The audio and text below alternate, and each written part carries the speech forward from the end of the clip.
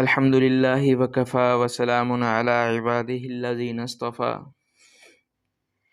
اما بعد فاعوذ باللہ من الشیطان الرجیم بسم اللہ الرحمن الرحیم۔ محترم سامعین کرام، میری آج کی گفتگو کا موضوع گناہوں سے کیسے بچا جا سکتا ہے، گناہ سے بچنے کا کیا طریقہ ہے۔ گناہ سے بچنے کے لیے مضبوط ہمت اور پختہ ارادہ چاہیے۔ اس کا طریقہ یہ ہے کہ آپ نیک ماحول اور صحبت اختیار کریں، اور اگر ان گناہوں سے بچنا مشکل ہو رہا ہو تو یہ سوچیں کہ اگر اس گناہ کرتے وقت مجھے میرے والدین یا کوئی ایسا رشتہ تعلق والا جس سے انسان اپنا گناہ چھپانا چاہے، مثلاً اساتذہ یا شاگرد وغیرہ دیکھ لیں، تو کیا میں ان کے سامنے یہ گناہ کر سکوں گا یا شرمندہ رہوں گا۔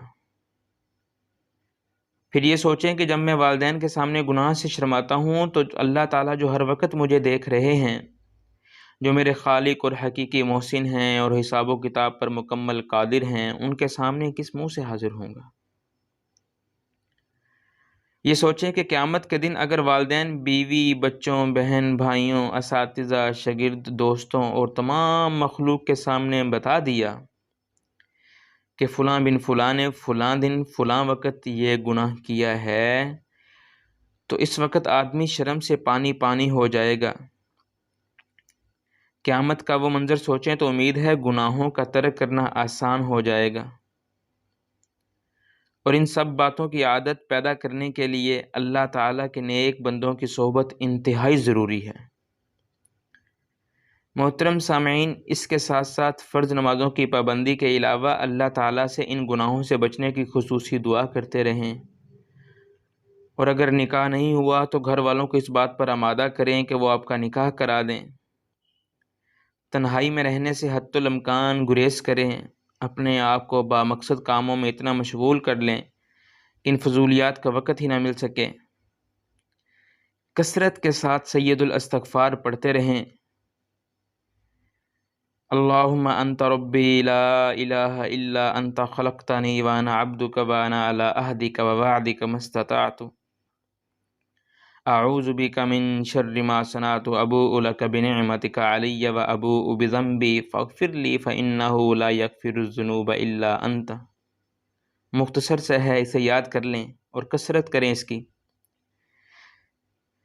جس کے معنی ہے اللہ تو ہی میرا رب ہے، تیرے علاوہ کوئی عبادت کے لائق نہیں، تو نے مجھے پیدا کیا اور میں تیرا بندہ ہوں اور تیرے عہد اور وعدے پر قائم ہوں، جس قدر طاقت رکھتا ہوں۔ میں نے جو کچھ کیا اس کے شر سے تیری پناہ چاہتا ہوں، اپنے آپ پر تیری نعمت کا اقرار کرتا ہوں اور اپنے گناہوں کا اعتراف کرتا ہوں، بس مجھے بخش دے، کیونکہ تیرے علاوہ کوئی گناہوں کو نہیں بخش سکتا۔ معزز سامعین، واضح رہے کہ گناہ اللہ رب العزت کی نافرمانی کو کہتے ہیں، اور ہمارا عقیدہ ہے کہ اللہ تعالیٰ ہر انسان کے عمل سے واقف ہیں، ہر وقت اپنے تمام بندوں کے افعال اعمال کو دیکھتے ہیں۔ انسان جب تنہائی میں گناہ کرتا ہے تو وہ یہ سمجھتا ہے اسے کوئی دیکھنے والا نہیں، اسے یہ احساس نہیں رہتا کہ اللہ تعالیٰ مجھے اس حالت میں بھی دیکھ رہے ہیں۔ لہٰذا گناہ سے بچنے کے لیے ضروری ہے کہ بندہ اپنے دل میں یہ احساس پیدا کرے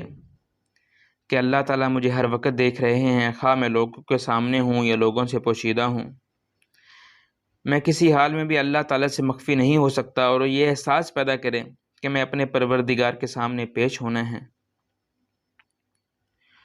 اور مجھے اپنے تمام اعمال کا حساب دینا ہوگا۔ اس خیال کو بار بار دہراتا رہے تاکہ دل میں اچھی طرح راسخ ہو کر گناہوں سے بچنے کا ذریعہ بن جائے۔ خوف خدا ہی وہی چیز ہے جو انسان کو تنہائی میں گناہ سے بچا سکتی ہے۔ حضرت ابو درداء رضی اللہ تعالیٰ عنہ، جو کہ صحابی رسول ہیں، سے مروی ہے، وہ فرماتے ہیں جس دل میں خدا کے سامنے کھڑے ہونے کا خوف ہوگا، ناممکن ہے کہ اس سے زنا ہو یا وہ چوری کریں۔ اس لیے تنہائی میں گناہوں سے بچنے کا آسان طریقہ یہ ہے کہ دل میں اللہ تعالیٰ کا خوف پیدا کیا جائے۔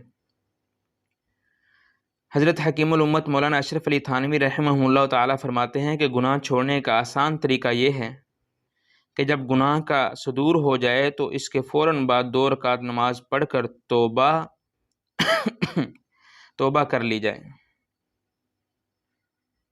اگر دوبارہ گناہ ہو جائے تو دوبارہ 2 رکعت پڑھ کر توبہ کی جائے۔ اس عمل کو تسلسل کے ساتھ کیا جائے، چند ہی دنوں میں نفس گناہ سے باز آ جائے گا، کیونکہ نماز نفس پر بھاری ہے، نفس پر یہ بوجھ ڈالنے سے نفس کی اصلاح ہوگی۔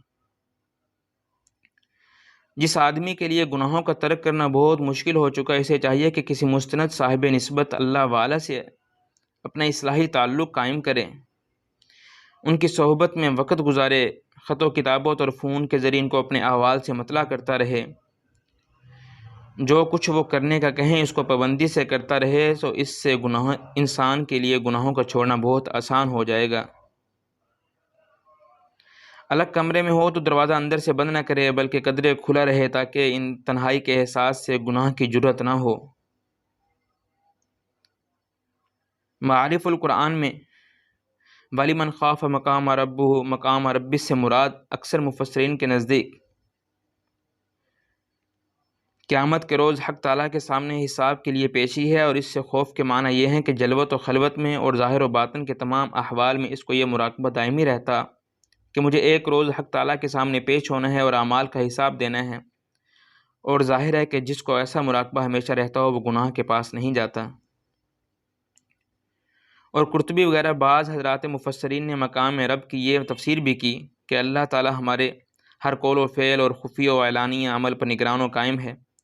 ہماری ہر حرکت اس کے سامنے ہے، حاصل اس کا بھی وہی ہوگا کہ حق تعالیٰ کا یہ مراقبہ اس کو گناہوں سے بچا دے گا۔ محترم سامعین کرام، قرآن مجید میں ہے کہ اللہ کریم محتاج بندے کو ایسی جگہ سے رزق عطا کرتے ہیں جہاں سے اس کا گمان بھی نہیں ہوتا۔ بالکل ایسے ہی اللہ کریم اپنے موحد مگر گناہگار بندوں کو بخشنے کے لیے سامان و ذرائع ایسے مقامات سے پیدا کرتے ہیں کہ بندے کا ذہن کبھی اس طرف گیا ہی نہیں ہوتا۔ بندہ گناہ کرتا ہے، نافرمانیاں کرتا ہے، مگر اللہ ارحم الراحمین اسے اتنا پیار کرتا ہے کہ کوئی نہ کوئی بہانہ بنا کر اس کو معاف کرتا رہتا ہے، اس کے گناہ معاف کر کے درجات بلند کرتا رہتا ہے، اس کو دنیا میں بھی کامیابیاں عطا کرتا ہے اور آخرت میں بھی اپنی رضا خوشنودی کا سرٹیفکیٹ عطا کر کے جنتوں میں داخل کر دیتا ہے۔ اللہ تعالیٰ کی بخشش کے انداز علامہ ابن دنیا کی عربی کتاب المرض والکفارات کا سلیس ترجمہ ہے کہ اللہ تعالیٰ جن کے ذریعے اللہ تعالیٰ کریم بندے کو بخش دیتا ہے، مثلا اگر کسی بندہ کو کوئی تکلیف پہنچی، آزمائش آ گئی، حتیٰ کہ کبھی بخار ہی ہو گیا، تو اللہ کریم بخار سے پہنچنے والی اس تکلیف کا بہانہ بنا کر اس کو بخش دے گا، یا کوئی مصیبت آ گئی تو اس کا بہانہ بنا کر اس کو بخش دے گا۔ محترم سامعین، بس ہمیں دعا کرنی چاہیے، سید الاستغفار کی کثرت کرنی چاہیے کہ اللہ تعالیٰ ہمیں گناہوں سے بچائے اور نیک کام کرنے کی توفیق عطا فرمائے۔ وما علینا الا البلاغ المبین۔